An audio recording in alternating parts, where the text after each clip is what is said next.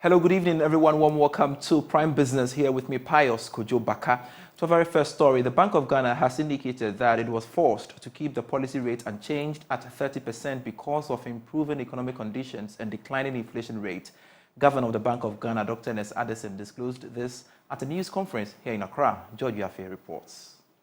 Addressing journalists here at the boardroom of the Central Bank, Governor of the Bank of Ghana, Dr. Ernest Addison, argued that all the indicators that influences the policy rate are trending down, hence the decision to hold it at 30%.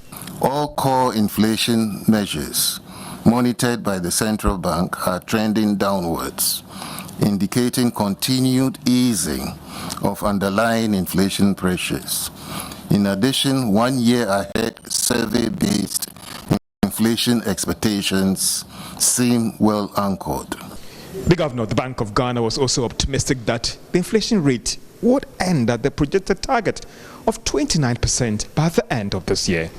We were looking at a 29%, projection for 2023, and we were a little bit concerned in the second quarter when inflation sort of got stuck around 42. But we think that with the drop that we have seen in the August numbers, we probably are going to get back to the path which should lead us close to the 29% that we had originally forecasted. On the local currency or the city's outlook, the governor gave an indication that things remain fairly stable going into the last quarter of this year based on some of the monetary measures that they've taken, the IMF inflows and other fiscal measures being taken by government.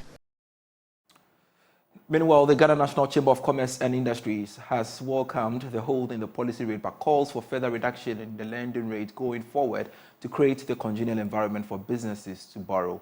Speaking to Joy Business, CEO of the Chamber, Mark Bidwabuaji, said the cost of doing business is still high. Therefore, a reduction will go a long way to cushion businesses. Since November 2022 up to now, we've had over 1,300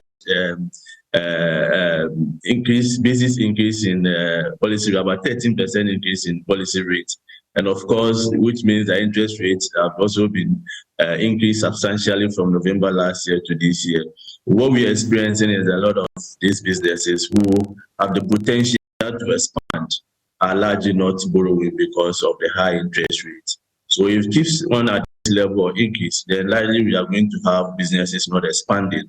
What businesses are doing, as I keep on saying, the survival strategy to ensure that we get to a level where interest rate will come down, inflation will come down, there will be much stability in the foreign exchange market. Then businesses will now have the confidence to borrow and also expand. So for now, things are still hard, my brother. I mean, businesses are still suffering. Nothing really has changed since the beginning of the year up to this level. I mean, just the inflation that we are talking about 3%, is not substantial enough to cause a reduction in the cost of production. Mind you, we have seen electricity and water tariffs also going up in recent times, which all feeds into the cost of production. So we haven't really seen significant improvements in the cost of doing business. That is what we are looking for.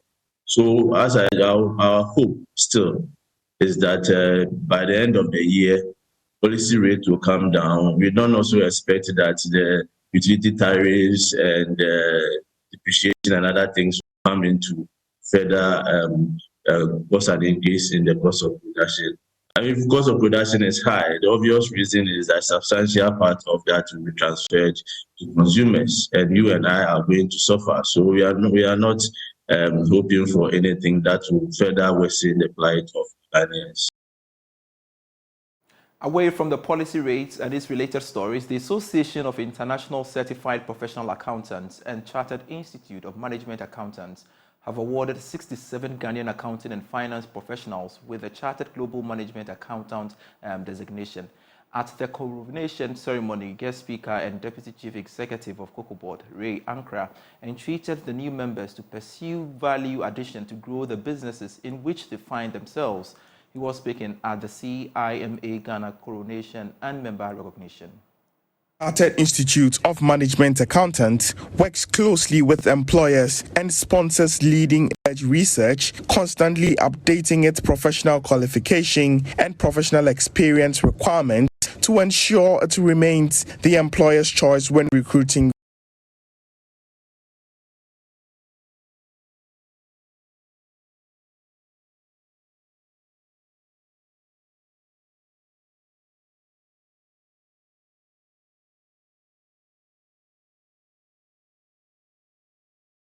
The Chartered Institute of Management Accountants works closely with employers and sponsors leading-edge research, constantly updating its professional qualification and professional experience requirements to ensure it remains the employer's choice when recruiting financially trained business leaders. At this year's convocation, Deputy Chief Executive of COCOBOD, Ray Ankra, urged the new members to continuously develop their skills to add value to their organizations.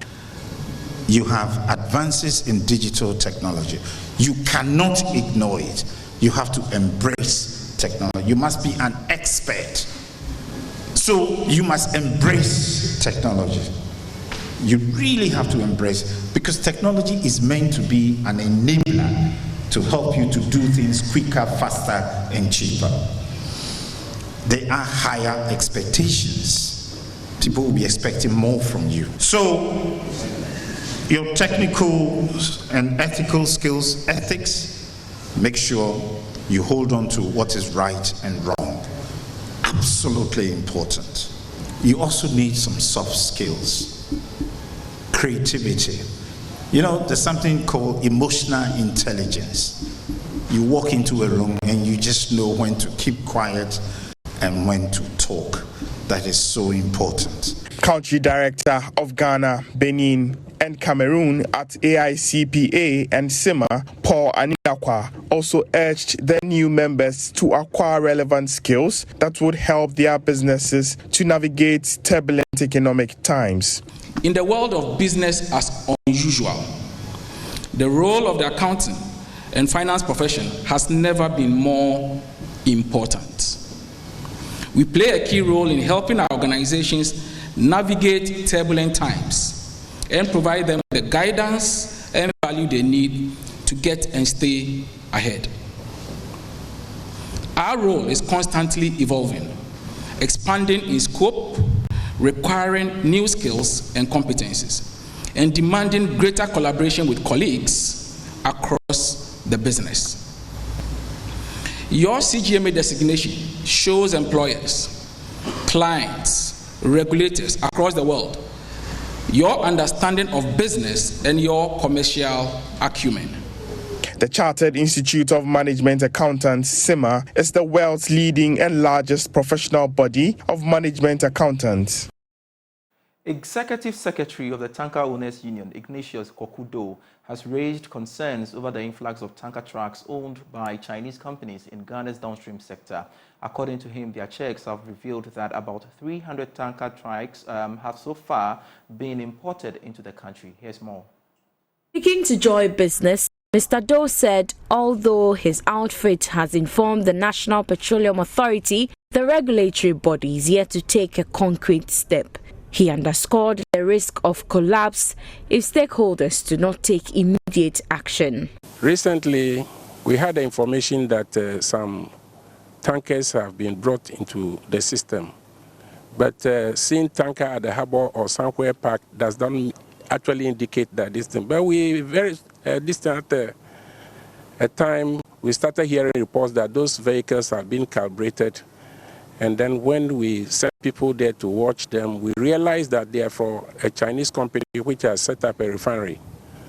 We even highlighted this thing or expressed our disgust about the whole thing when we met MPA at the forum on the 14th of September. And, but having assured us that they are going to do something about it, we realized that the calibration was going on, which was the first steps towards the licensing of the vehicle. So we can't tell who actually has given them the go-ahead to go and even calibrate the vehicles. So our thinking is that somebody somewhere is giving them the go-ahead to do whatever they are coming to do. On his part, lawyer Kwame Jantua, a member of the union, reiterated that the invasion of these Chinese companies to the petroleum business is a threat to the country and the economy, and as such, he expects government to intervene. The petroleum sector downstream has been deregulated. That's why we have MPE, we have BOST. They look after that section. And if Ghanaians have invested money to haul refined petroleum products to their depots, why should we stop them? Look, the danger is that they have built a refinery, they are going into haulage. The next thing you see, they are buying petrol stations. The moment they start buying petrol stations, forget Goil, because they would undercut the price. They are producing, aren't they? They will undercut the price. And if they undercut the price, definitely they will be able to sell more than any other person. What then happens? They take over. Once they take over, where does the Ghanaian sit? And that's it for Prime Business with me, Pius Kojo Baka. Do get stories when you log on to myjoyonline.com/business. Prime Sports is next.